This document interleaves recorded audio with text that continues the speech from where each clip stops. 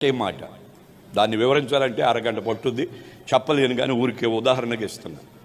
ఈ 3 అనుభవాలు కలిగిన వారి ప్రార్థనే పరలోకానికి ఎట్టెళ్ళుద్దో, ఈ 3 అనుభవాలు కలిగిన వారే రేపు మహిమ మేఘం రాబోతుంది.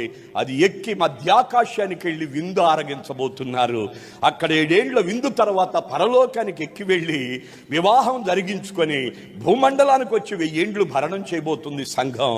ఆ అనంతరం ఈ భూమి ఆకాశం మొత్తం లయమైపోయి యేసయ్య నోట నూతన ఆకాశం కలుగునుగా కానీ పలకగా కలుగుద్ది, నూతన భూమి కలుగునుగా కనగా కలుగుద్ది.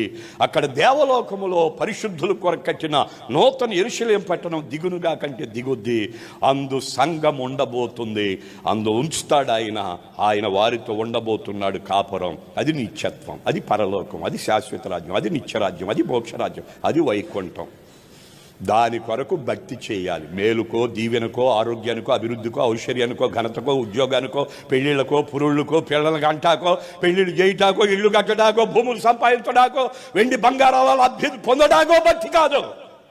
నిన్ను నీవు దేవునికి ప్రతిష్ఠించుకొని పరిశుద్ధమైన బ్రతుకు బ్రతికి వాక్యపు లోతుల్లోకి వచ్చి నీ ప్రార్థన దేవుడు విని అంతగా, ఆయన నీతో మాట్లాడే అంతగా సన్నిహిత సంబంధం కలిగి నీ ప్రార్థన 3 అధిగమించి వెళ్ళగలిగితే అలాంటి వారు మాత్రమే పరలోకములో నిత్యత్వాన్ని అనుభవించగలుగుతారు. ఉందా దేవుని పిల్లలారా? యంత్రం ద్వారా వింటున్న దైవ జనమా, దేవుని నమ్మిన అనుభవం నీకుందా? మార్పు లేకుండా ఒకవేళ జీవిస్తున్నావా? యేసంటే ఇష్టమండి, రక్షణ పొందడా కష్టమండి అని చెప్పి చాలా మంది అనుకుంటున్నారు. ఎంతకాలం లోకంలో ఉంటావు? ఎంతకాలం దేవుని నమ్మకుండా ఉంటావు? ఎంతకాలం మార్పు లేకుండా ఉంటావు? ఎంతకాలం రక్షణ లేకుండా ఉంటావు? ఎంతకాలం ఆత్మ లేకుండా ఉంటావు? ఎంతకాలం దేవునితో సన్నిహిత సంబంధం లేకుండా ఉంటావు? రక్షణ పొందండి, ఆత్మ పొందండి, పరిశుద్ధంగా బ్రతుకుదాం, వాక్యపు లోతుల్లోకి వెళదాం, దేవుని మహిమను దించుదాం, ఆయనకి ఇష్టలుగా బ్రతుకుదాం, ఆయన రాగెత్తబడదాం, ఈ యుగాలు ప్రభువుతో ఆనందిద్దాం. అట్టి అభిషేకంతో నింపి నడిపించును గాక.